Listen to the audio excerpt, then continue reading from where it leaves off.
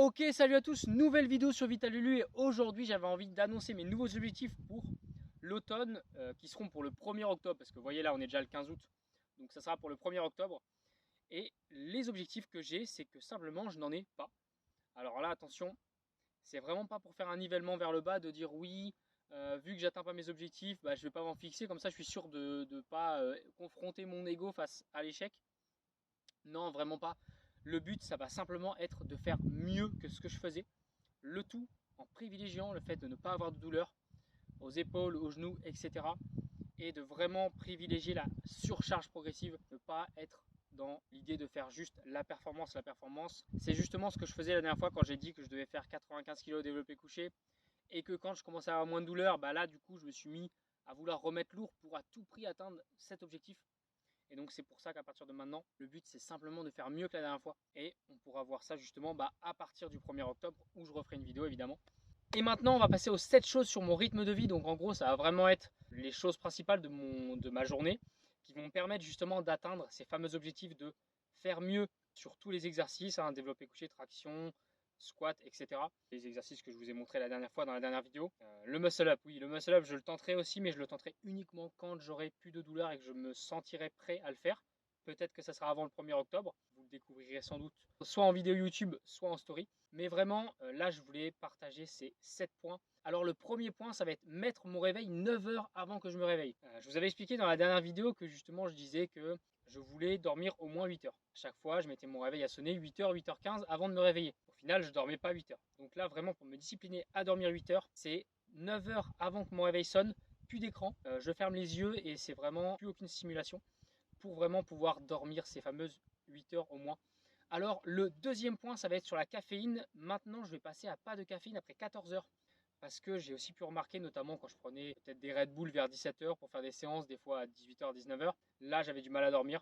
Est-ce que c'était la séance tardive? Je pense que c'était quand même plutôt le fait de prendre un Red Bull à cette heure-là ou de la caféine à 17 heures. Donc là, vraiment, je vais passer sur pas de caféine après 14 heures. En plus, c'est génial parce qu'à 14 heures, c'est l'heure internationale des coups de barre. Avec la digestion, tout ça, ça permet aussi justement de mieux réattaquer l'après-midi. Donc pour moi, je l'ai déjà adopté, donc c'est vraiment super. Petite astuce aussi, c'est qu'à 17 heures, avant de faire une séance, quand je fais une séance le soir, je me prends un petit morceau de gingembre, à peu près gros comme ça, et je le croque. Je mange ça et ça permet aussi justement de redonner un coup de boost sans avoir de caféine. Donc ça c'est vraiment la petite astuce, voilà.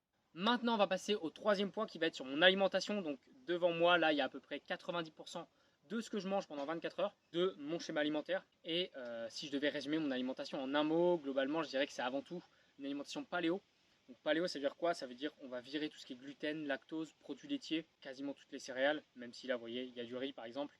J'en mange assez souvent quand même. C'est pour ça que je dis que c'est à 90%. Et également, pas de produits transformés, pas de trucs en boîte. Hormis les sardines et les maquereaux, bon voilà, ça reste quelque chose de plutôt sain en boîte. Mais sinon, vraiment, pas de produits transformés, pas des trucs avec des E240, machin truc. Ça, il n'y a pas globalement. Faut que j'arrête avec le mot globalement, mais principalement, voilà. Je cuisine mes repas, je fais des légumes, des poulets rôtis, des œufs au plat, etc. Des trucs que je cuisine moi-même. Deuxième chose sur mon alimentation, c'est aussi le fait que c'est une alimentation très riche, que ça soit en calories, donc il y a quand même du gruyère, du beurre, des sardines à l'huile, des pommes de terre, des œufs, donc des aliments assez denses en calories, mais également en micronutriments, donc tout ce qui est vitamines et minéraux. Ce que vous voyez devant moi là, ça ce sont pas des médicaments, je vous rassure, ce sont des compléments alimentaires. Les essentiels que je prends, c'est zinc, magnésium, oméga 3 et vitamine D3 à partir de, disons, octobre, quand il commence à y avoir moins de lumière.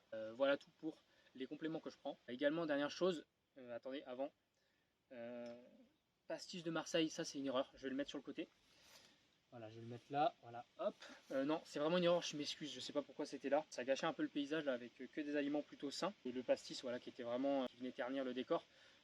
En vrai, je vais quand même finalement je vais le remettre parce qu'en fait c'était un petit clin d'œil justement pour dire que je considère qu'en gros les écarts que je vais pouvoir faire, c'est un exemple, mais ça peut être également les pizzas entre amis, ça peut être les soirées kebab, etc. Je considère que ces écarts qui vont faire partie de peut-être 5%, 3% du temps, font partie de mon rythme de vie et de mon alimentation parce que je considère quand même que les moments de vie, les moments conviviaux sont quand même importants, même l'alcool de temps en temps. C'est sympa, c'est convivial, mais avec modération évidemment. Je le précise quand même parce que là je suis peut-être vu par 100 personnes, c'est déjà ça. Mais voilà, en tout cas, voilà tout pour mon alimentation. Et maintenant, on va passer au quatrième point qui va être sur l'entraînement. Alors l'entraînement, la première chose importante, ça va être de privilégier d'abord le fait de ne pas avoir de douleur avant de progresser, avant de mettre de la charge. Et la deuxième chose, c'est qu'au niveau de la fréquence, ça sera seulement 3 séances par semaine. Donc ça sera une séance de legs, donc jambes, une séance de push, donc tout ce qui va être mouvement de poussée, donc développé couché, tout ce qui va être épaule, tout ce qui va être triceps. Et enfin, une séance de pull, donc tout ce qui va être le dos, les tractions, etc., les biceps, voilà tout. Et en fait, ça sera seulement 3 séances par semaine pour la simple et bonne raison que à la rentrée, là en septembre, je commence un BPGEPS AF. C'est pour devenir coach sportif et je serai en alternance d'ailleurs à l'Orange Bleu à Vire. Là-bas, donc, je vais quand même bouffer beaucoup de cours collectifs et bah, forcément, je ne vais pas pouvoir m'entraîner autant que ce que je m'entraînais avant. J'espère en tout cas que je pourrai quand même progresser avec cette fréquence de seulement un entraînement par semaine par groupe musculaire. Au moins, je pense que nerveusement, je vais bien laisser le temps à mon corps de récupérer. Ça, c'est le point positif. Mais donc, bah, voilà tout pour ce point sur l'entraînement. Maintenant, on va passer sur le cinquième point et ça va être sur le bain froid. Alors avant le 4 septembre, ça sera seulement un bain froid par semaine, le dimanche comme d'hab. Mais à partir du 1er septembre, vu que je serai la moitié de la semaine chez mon père, je pourrai passer à 3 bains froids par semaine. Et ça, c'est génial. Je pense quand même que je vais avoir des bienfaits importants sur la réduction des douleurs et sur une meilleure énergie tout au long de la semaine. On verra ça. Vous verrez ça aussi dans ma prochaine vidéo. Vous verrez du coup si ça a été bénéfique. C'est un truc sur lequel je pense vraiment que ça va vraiment être sympa, que ça va vraiment apporter beaucoup. De toute façon, on verra ça.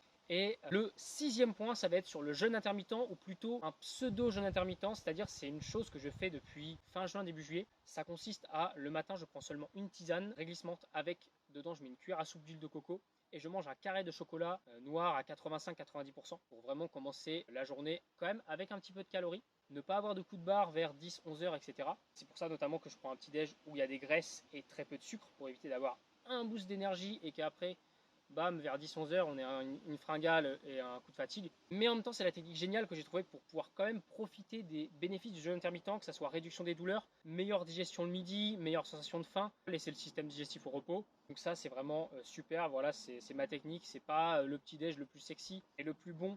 Mais en tout cas, c'est vraiment efficace sur moi et ça, j'ai envie de le continuer parce que je sens que c'est une habitude qui est vraiment bonne et bénéfique pour moi. Enfin, le septième point, ça va être la réduction du stress. Ça, c'est vraiment un truc sur lequel je voulais insister, un truc que je voulais ajouter parce que j'en ai jamais parlé. Parce que c'est quelque chose, ça rejoint un peu ce que je disais sur le point numéro 3 sur l'alimentation. Le fait d'accepter entre guillemets les écarts, pas me mettre la pression quand il va y avoir un jour où on va manger des pizzas. Le faire en étant détendu, en me prenant pas la tête. Donc vraiment, j'ai remarqué que quand je faisais ça ou que je buvais de l'alcool, par exemple l'été, ça passait beaucoup mieux quand je profitais de la soirée, que je me posais pas de questions, que je me disais pas oh là là il va y avoir du gluten, oh là là il va y avoir de l'alcool et tout. J'ai remarqué que ça passait beaucoup mieux, notamment le lendemain, niveau digestif, niveau douleur, etc. Donc c'est pour ça que je rajoute ce point de réduire le stress et également le côté avoir plus de cortisol, ça veut dire moins de testo, moins de testo, moins de santé, moins de santé, moins de santé. Voilà, j'ai pas d'autre chose à dire, mais vraiment pour ceux qui ont la ref sur sur cette réplique, mettez un petit j'aime. Voilà, je voulais vraiment rajouter ce point de réduire au maximum le stress. En parlant de ça d'ailleurs, j'ai un complément que j'ai acheté là, c'est pareil, ça fait depuis juillet, c'est de l'ashwagandha.